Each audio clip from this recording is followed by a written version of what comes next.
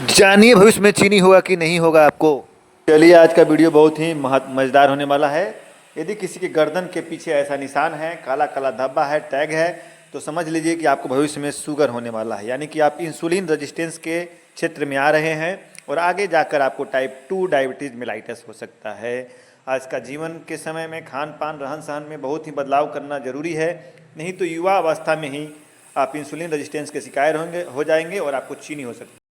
हम बात करेंगे इंसुलिन रेजिस्टेंस की। प्री डायबिटिक या टाइप 2 डायबिटीज़ होने वाला है। इसका पहचान आप किसी को डायबिटीज़ आगे भविष्य में होने वाला है, इसका पहचान कर यदि किसी के गर्दन पर काले काले धब्बे हो रहे हैं, काले काले टायर, ऐसा लगेगा मैल का जमाव हो गया, फटा फटा काला काला है किसी का गर्दन, युवा अवस्था में मोटापा बढ़ने के बाद यह होता है। यदि गर्दन पे काले मटमैले निशान हैं, जगह जगह मतलब कि यहाँ पे मोल हो रहे हैं, उस कंडीशन में आपको प्री डायबिटीज़ इंसुलिन रेजिस्टेंस या टाइप 2 डायबिटीज़ मेलाइटिस होने का डर रहता है। अब हम लोग जानेंगे इंसुलिन रेजिस्टेंस क्या होता है। इंसुलिन रेजिस्टेंस एक मेटाबॉलिक डिजीज़ है। जब हमारे शरीर की मसल्स जो है, फैट जो है, लीवर जो है, इसकी कोशिकाएं इंसुलिन हार्मोन्स के प्रति सही ढंग से काम नहीं करती, अपनी प्रतिक्रिया नहीं देती है। तो इंसुलिन का जो काम क्या होता है, ब्लड में जो ग्लूकोज होता है उसको सेल तक ले जाकर उसको एनर्जी में कन्वर्ट करने का है। लेकिन जब जो सेल है इंसुलिन के संकेत को अनदेखा कर देती है और रक्त में शुगर की मात्रा बढ़ने लगता है, तो जब रक्त में शुगर की मात्रा बढ़ने लगेगा तो पेंक्रियाज जो है, पेंक्रियाज की बीटा सेल से इंसुलिन का सीक्रेशन होता है ताकि बॉडी में शुगर के लेवल को मेंटेन किया जा सके। तो पेंक्रियाज क्या करता है, अधिक से अधिक मात्रा में इंसुलिन, उसकी भरपाई के लिए, इंसुलिन को मेंटेन करने के लिए, मतलब ब्लड शुगर को मेंटेन करने के लिए अधिक से मात्रा में इंसुलिन का निर्माण करता है। अब समझिए कि जब आपके पास शरीर में नियमित मात्रा में कोई भी अंग का कार्य होता है, जब कोई भी अंग अपने कार्य से अधिक कार्य करने लगे, जब हमारे खान पान रहन सहन आहार विहार के चलते हमारे पेंक्रियाज को अधिक मात्रा में इंसुलिन बनाने लगे, इंसुलिन का प्रोडक्शन अधिक करता है ताकि शुगर के लेवल को मेंटेन किया जा सके। तो जब हमारे शरीर में अपर्याप्त मात्रा में इंसुलिन की वृद्धि हो जाती है तो हमारे शरीर में ब्लड शुगर का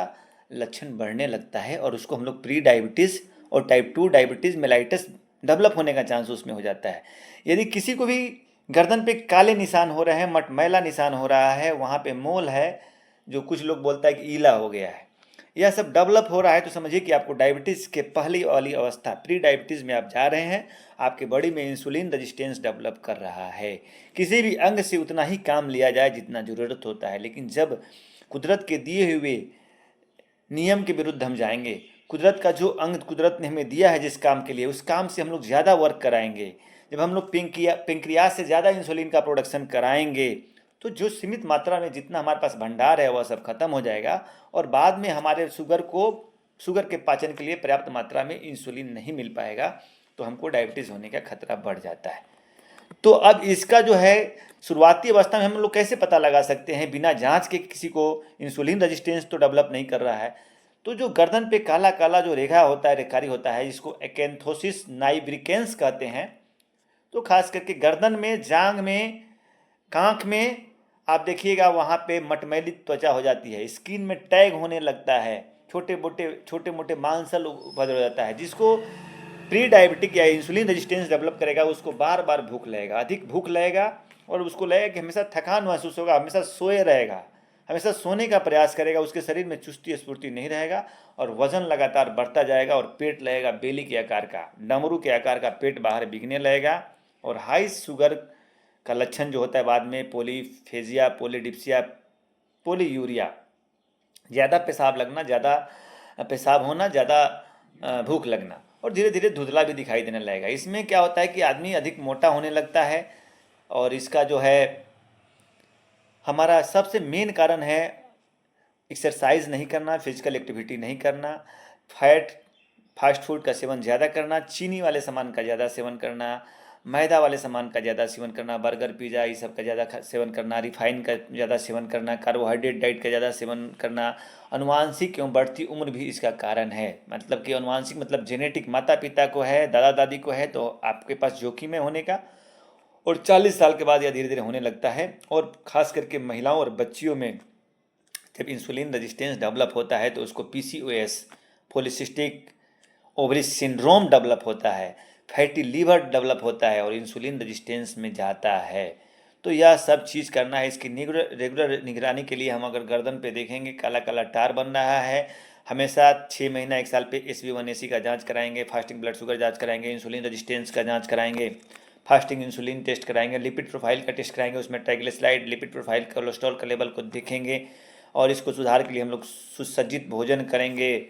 कार्बोहाइड्रेट वाला खाना कम खाएंगे, चीनी वाला खाना को परित्याग करेंगे, दूध वाले खाने को परित्याग करेंगे, बॉडी वेट को मेंटेन करेंगे, एक्सरसाइज करेंगे, नियमित व्यायाम करेंगे, पर्याप्त मात्रा में नींद रखेंगे, तब हम लोग इससे बच सकते हैं। जितने भी इंसुलिन रेजिस्टेंस के केस होते हैं वह आगे जाकर प्री डायबिटिक है और आगे जाकर टाइप 2 डायबिटीज़ मेलाइटस में कन्वर्ट हो जाते हैं। यदि आप भविष्य में चीनी से बचना चाहते हैं कि आपको शुगर नहीं हो,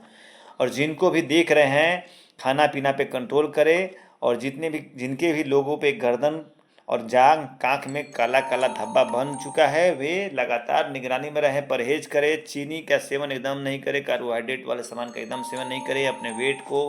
BMI को मेंटेन में रखें ताकि भविष्य सुरक्षित हो सके। नहीं तो आपको टाइप 2 डायबिटीज़ होगा,